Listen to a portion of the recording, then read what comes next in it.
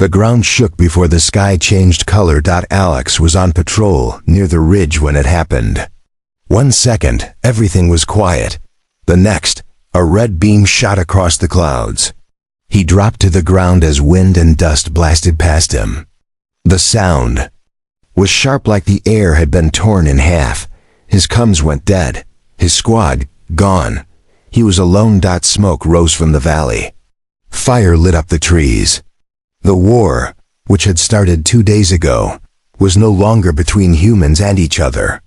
Now it was between humans and something else. Alex had seen strange ships land the night before.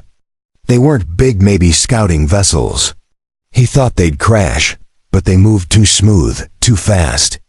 Not even human-made jets flew like that. He climbed down into the trees, his rifle ready. Something growled in the dark.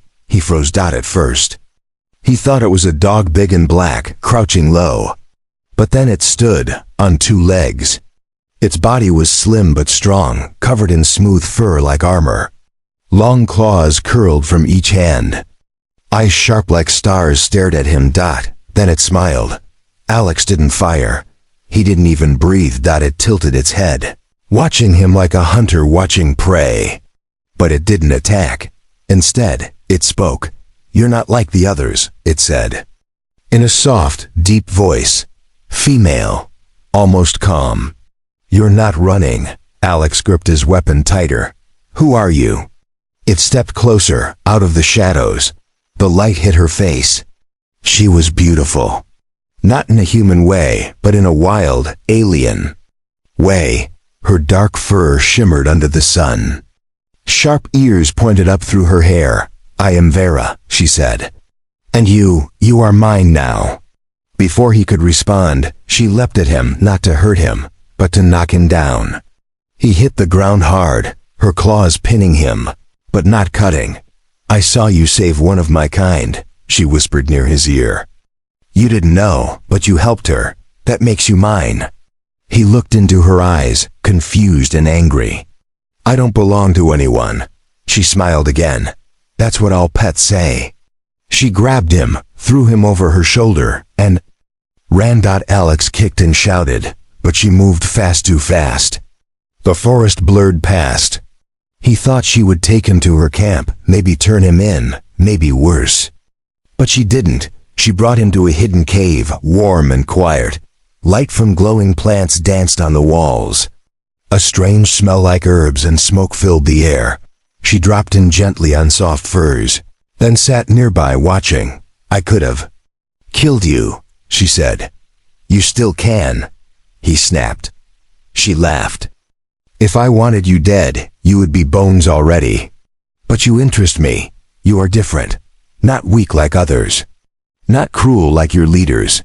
Alex sat up slowly. "Then why did you take me?" Her smile faded. "Because I don't want to. Be alone when the fire comes." "What fire?" She looked toward the sky. "Something worse than war. Something that eats whole worlds. My people are running. Yours are fighting. But none of it will stop what's coming." Alex shook his head. "Why me?" She looked at him, eyes softer now. "Because you stayed when others ran. When death came, you stayed." For a moment, silence fell between them. He looked around the cave, its strange beauty, its warmth. He saw handprints on the walls, small carvings. This was her home. "You think I'm your pet?" he said slowly. She nodded. "Not in chains. Not to control, but to protect, to keep safe. That's not how humans live." She looked away. "Then maybe I wish I wasn't only part human." Alex's heart skipped. "What?" She didn't answer. The firelight flickered on her face. A shadow passed across the cave mouth. Something was outside. Something big. She stood up, ready. "Rest, you will need strength." "What if I don't want to stay?" She flinched just a little. Her ears dropped. "You are free to leave," she said quietly. "But if you go now, you will die." He believed her. Outside, the growl returned deep and far off. Inside, the alien girl sat beside the door, watching. Waiting. Not a captor. Not a master. Just something wild. And afraid. Alex did not sleep much that night. The cave was warm, but his thoughts were cold. He lay on the furs, watching the glowing ceiling above him. The strange plants pulsed with soft blue light, and somewhere deeper in the cave, water dripped slowly, steady, like a heartbeat. Vera didn't talk again. She sat near the cave entrance, still as a stone, her sharp eyes watching the night outside. Her ears moved sometimes, turning toward sounds he couldn't hear. She looked ready to fight at any second. He wanted to ask more questions about what she meant, about the thing that was coming, about her past, but something in her face told him not to. Not yet. When morning came, Vera stood and walked to the back of the cave. Alex followed her slowly. She pointed to a small pool of clean water and some fruit stacked on a rock. Eat, wash. He narrowed his eyes. Still treating me like a pet? She didn't smile this time. I treat you better than your own kind does. Or would you rather be back where your leaders sent you to die? He looked away. She was right. Alex washed his face, drank the water, and ate some of the strange fruit. It tasted sweet and sour, like something between a peach and a lemon. As he ate, Vera crouched nearby, watching him again. You're quiet, he said. I'm listening, she answered. To what? To everything. She stood up, turned toward the trees outside, and took a long breath. They're getting closer. Who? She looked at him, and this time her eyes were serious. The ones chasing both of us, he frowned. You mean your enemies? No, worse. My people ran from them. Yours don't know they exist yet, but they're already here. Alex walked to the entrance, looked out. The forest seemed calm. Too calm. How do you know? He asked. She raised a hand and pointed to the edge of the tree line. Do you see that patch of shadow? It hasn't moved since last night. No wind touches it. No animals pass it. That's not a shadow. That's a hunter. Alex stared. At first he thought she was imagining things, but now that he looked closer, he noticed it too. The trees around that area were stiff. Even the birds didn't go near it. They're waiting, she said. Watching us. He stepped back. What do they want? Vera bared her teeth. To feed, to take, to erase. She moved quickly now, packing a few things into a satchel made of some kind of dark leather. We have to move. We can't stay here. Alex didn't argue. Something deep in his bones told him she was right. As they stepped out of the cave, Vera stayed low, alert. Her movements were smooth, animal-like. Alex tried to copy her, but he made more noise than he wanted. Still, she didn't scold him. She just kept moving. They traveled through the forest, deeper into strange lands. Alex noticed odd trees, twisted like metal, with bright red leaves. Birds with glassy wings flew over them. This world felt wild, almost untouched by humans. After a long walk, they stopped near a waterfall. Vera pointed to a narrow crevice behind it. There's a shelter in there. Not mine, but safe. Inside the hidden space, it was dark and damp. Moss grew on the walls, and the air smelled like cold stone. But it was better than being outside with those things stalking them. As they settled down again, Alex looked at her. Why did you flinch? When I said I'd leave? She didn't answer at first. Then she whispered, because I've been left before. He waited. I trusted someone, she said. A long time ago. He said he'd protect me. Said I was special. But when the danger came, he ran, left me behind. She looked away, her voice low. I'm not human, Alex, but part of me still hopes. And hopes hurt. Alex sat beside her. I'm not him. No, she said, you're not. But humans break things. Even the ones they care about. He said nothing. Because he knew it was true. That night, they didn't sleep apart. They sat beside each other, backs against the cave wall. She leaned her head lightly against his shoulder, and for the first time, he didn't feel like a pet. He felt like someone who mattered.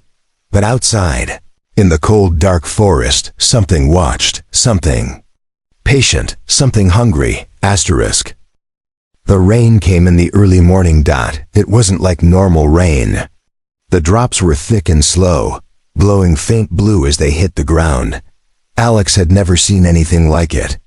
Each drop steamed when it touched rock or soil. But it didn't burn, just warmed everything it touched. Vera crouched at the cave's edge, eyes scanning the trees. Her fur shimmered slightly under the rain. She looked like a living shadow with glowing eyes. "What kind of rain is this?" Alex asked, stepping beside her. "Storm from the edge of space," she said. "Comes when the sky opens for the void. Creatures, it wakes them." Alex stared into the forest. "You mean those hunters?" She nodded. "They don't move in sunlight. But this rain lets them walk," he swallowed. "So we're not safe." "No." They moved again, through thick brush, over wet rocks, past glowing plants that curled away from their touch. Vera led the way, never slowing, always listening. She moved with purpose now, not just to escape, but towards something. Alex finally asked, "Where are we going?" She glanced back. "To the place where I was born. There is one more like me there. If she still lives, she will help us." "You're not the only one of your kind." "I was never the only," she said. "But now, I might be the last." They crossed an old human ruin, maybe a forward base or a scout station. Metal beams rusted in the rain. A broken satellite dish pointed to the clouds like a dead flower. Alex stepped carefully, recognizing old Earth tech, but everything was shattered, burned, or covered in moss. Inside a half-buried bunker, they found shelter again. Vera stopped him near the doorway. "Let me check first." She sniffed the air, stepped forward, claws ready. Silence. Then a low rumble. Not from above but below. She turned back fast. Down. Something burst through the bunker floor, black, slick, with too many eyes and long whip-like limbs. It shrieked like metal, screaming. Alex raised his weapon, but Vera moved first, leaping, slashing with her claws. Her strikes cut deep, but the creature kept moving. "Get behind me," she yelled. Alex tried to help, firing shots at the monster's face.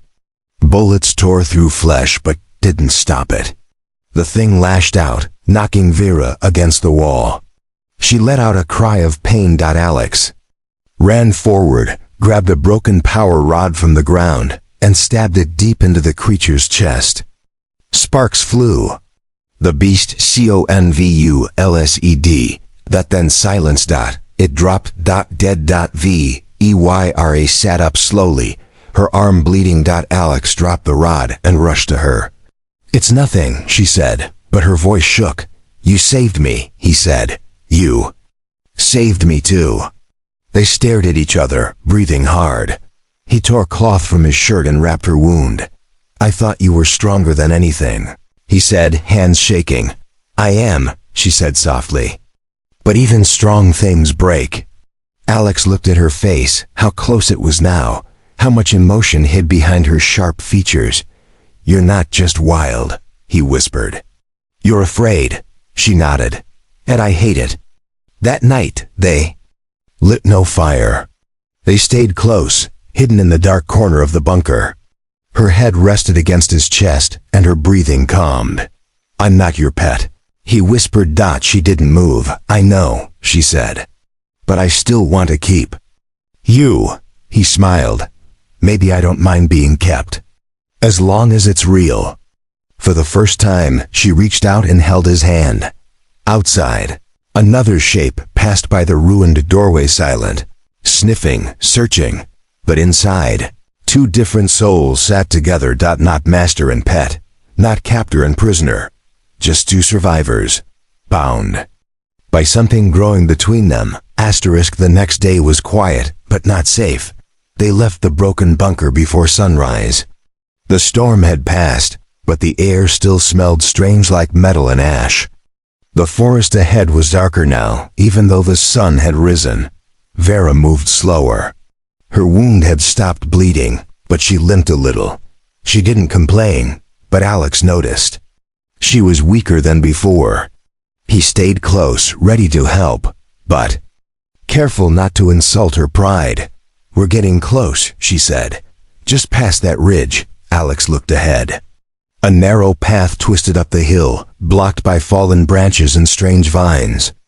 Something about the hill felt wrong. It was too quiet. No birds, no wind. Vera placed a hand on his chest. "Wait!" She crouched low and sniffed the ground. Then she growled. Alex froze. "What is it?" She pointed to faint marks in the dirt long. Thin and deep tracks. One of them came through here.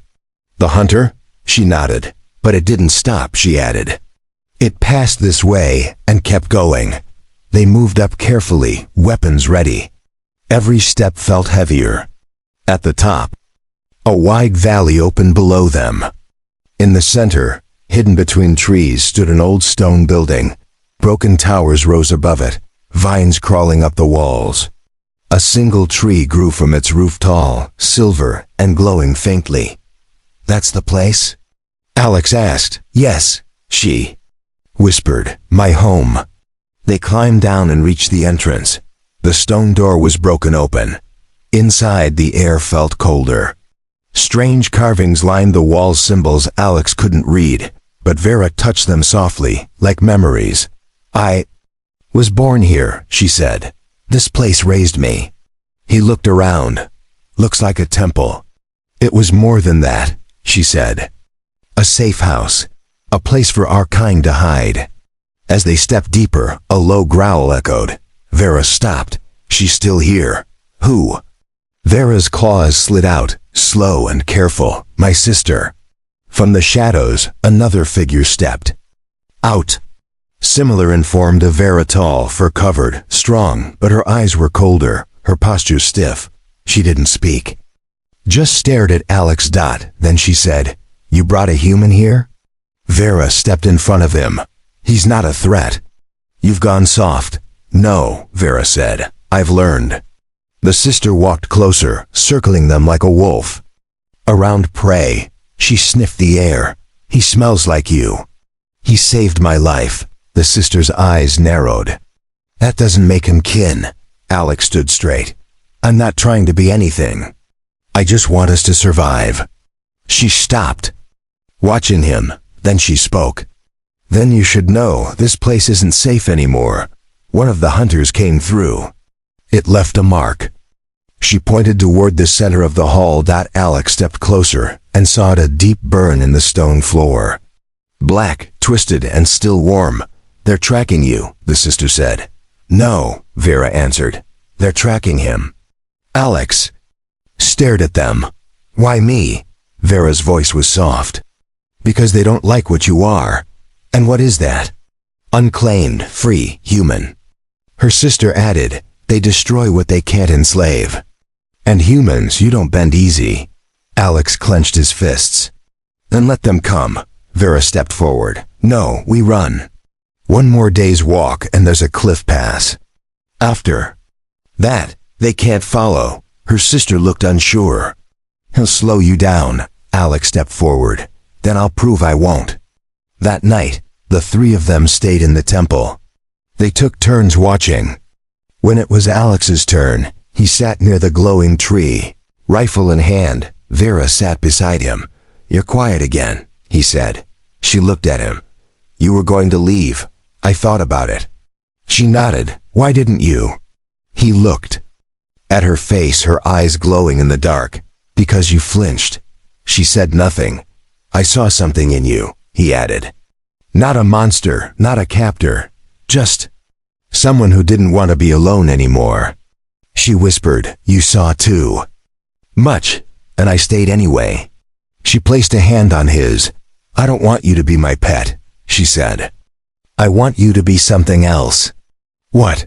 "Mine," she whispered. "But only if you choose." Alex leaned closer. "I'm not going anywhere." Outside, the shadows moved. The hunters had found the scent again. But this time, Alex was ready to stand with her. The next morning came with silence. No birds. No wind. Even the glowing tree in the center of the ruined temple seemed dimmer. Alex stood near the door with his rifle ready. Vera's sister sharpened her claws on stone. Vera sat still, eyes half closed, listening to something only she could hear. "They're close," she said quietly. Her sister stepped toward the door. "Then we don't wait. We move now." Alex looked toward the valley beyond the ruins. Mist covered the path. The cliff pass was out there somewhere. If they reached it, they'd be free at least for now. "Let's go," Alex said. They left the old stone temple behind. Vera paused once at the glowing tree. She touched its bark, then whispered something in her language. Then she turned and walked without looking back. The path down the hill was steep and slippery. Vines pulled at their feet, and strange eyes watched from the dark trees. Alex held his weapon tight, every step a fight against fear. Then they heard it. A low clicking sound. Like bones snapping.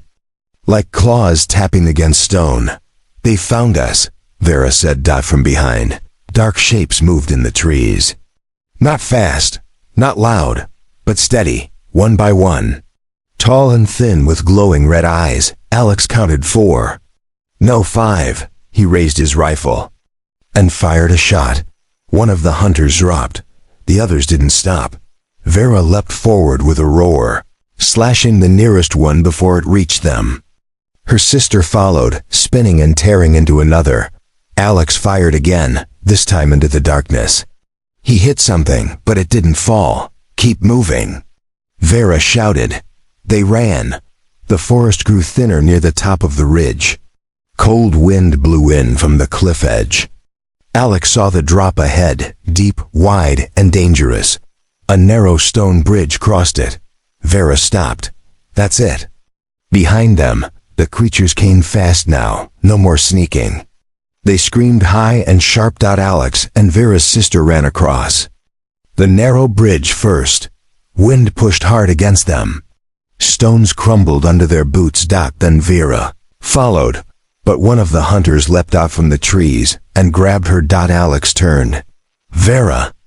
She screamed and fought, but the thing had its claws around her waist. Alex ran back. He didn't think. He didn't aim. He just charged. He slammed his shoulder into the creature, knocking it off balance. It fell back, and Vera twisted free. But then Alex slipped out. His foot hit a loose rock near the bridge's edge, and he tumbled, falling hard against the cliff wall. He slid down a few feet and grabbed a broken root. Vera screamed. "No!" She dropped to the ground, claws digging in, and reached over the edge. Alex held on with one hand. Below him was nothing but clouds and wind. "I can't hold on," he said through clenched teeth. "Yes, you can," she growled. "You are mine. I won't let you fall." He looked up. Her eyes were wide with fear, but her hand was strong. "I'm not your pet," he said. "No," she whispered, reaching deeper. "You're the one I chose." He reached up, grabbed her arm. Together, they pulled. She growled with the effort, muscles straining, and then he was safe. He rolled beside her, heart pounding. She didn't speak. She just wrapped her arms around him and held him close. Her body shook not from cold, but from fear. Real, raw fear. "I thought I lost you," she said. "You almost did." Her sister stood at the end of the bridge, eyes watching the shadows. "More are coming," she said. "We have to destroy the bridge." Vera nodded. She walked to the edge and took a deep breath. Then she let out a long howl. The wind shifted, and behind them, something answered. A deep rumble echoed through the rocks. The stone bridge began to break. Cracks formed across it, and huge slabs tumbled into the mist below. When it was done, only open air remained. The hunters couldn't follow now, but they were trapped too, on a cliff edge. No way back. No clear way forward. Alex looked at Vera. "Now what?" She smiled just a little. "Now we survive, together." He nodded. And for the first time, he didn't feel lost anymore. The wind on the cliff was cold and strong. Alex stood near the edge, looking down into the endless mist below. No sound came from the forest behind them now. The hunters were trapped on the other side, cut off by the broken bridge. They were safe, but not free. We need to keep moving, Vera's sister said. There's an old sky lift station near the mountains. If it still works, we can reach the higher ridges. Alex turned. And then? Then we find the others, she said. There are more. Vera stepped beside him. A few, maybe, scattered, hiding. But if we reach them, we can fight back, not just run. Alex nodded slowly. He was tired of running, tired of hiding, and tired of being afraid. They walked along the narrow ridge, the wind pulling at their clothes. Strange birds flew overhead, their wings leaving glowing trails in the sky. The world felt high and hollow, like the edge of something old and forgotten. At sunset, they found the station. It was built into the cliff, half covered in vines and ice. The entrance was cracked open, and rusted rails stretched out over the canyon. The lift itself still hung there. Barely. Vera tested the controls. Sparks jumped, then the lift hummed. It works, she said. Barely. Vera's sister checked the cables. We'll have one ride. No second chance. They loaded into the lift. The small platform shook under their weight. As the gears turned, the old machine groaned, but it moved. The sky grew darker. Below them, the canyon dropped into shadows. Above them, stars appeared, cold and bright. Vera leaned against Alex, her head resting lightly on his shoulder. He spoke softly. What happens if we find no one? Then we make something new, she said. A place where your kind and mine don't run from each other. You really think that's possible? She looked up at him. It already started. You're here, aren't you? He smiled. You're not the girl I met in the forest anymore. She smirked. And you're not the man who thought he was in control. The lift shook again as they neared the top. Lights blinked in the distance. Buildings maybe, a signal tower. Signs of life, but then suddenly a sound behind them, a claw scraping. Metal. Alex turned fast. One of the hunters had jumped. It hung from the cable, climbing toward them with terrible speed. Vera growled. Her sister grabbed her blade. The creature lunged, its red eyes wide with hunger. Alex didn't think. He stepped forward and pushed it back with the butt of his rifle, but it held tight. Then he shouted, "Cut the cable!" Vera froze. What? Cut it. I'll hold it back. You two go. End this. She stepped forward. No, do it. He shouted. But then before Vera could act, her sister leapt past Alex. With a roar, she slammed into the hunter and drove them both off the lift. They fell into the dark. Gone. Silence. Vera stood frozen. Alex placed a hand on her shoulder. I'm sorry. She nodded slowly, eyes full of pain. She saved us. She believed in you. They reached the top as the sun broke over the mountains. Light poured across the ridge, golden and soft. A small settlement stood ahead, tense, old tack end. Strange flags waving in the wind. Vera took his hand. They will not understand us, she said. I don't care, Alex replied. Let them stare, let them talk, I'm not leaving. She looked at him, eyes bright in the morning light. Not even if I call you my pet again. He smiled. Only if you flinch again when I try to walk away. She laughed deep, wild, and real. Then they walked forward, hand in hand. Not as master and pet, not as soldier and alien, but as something stronger. Something new. Together.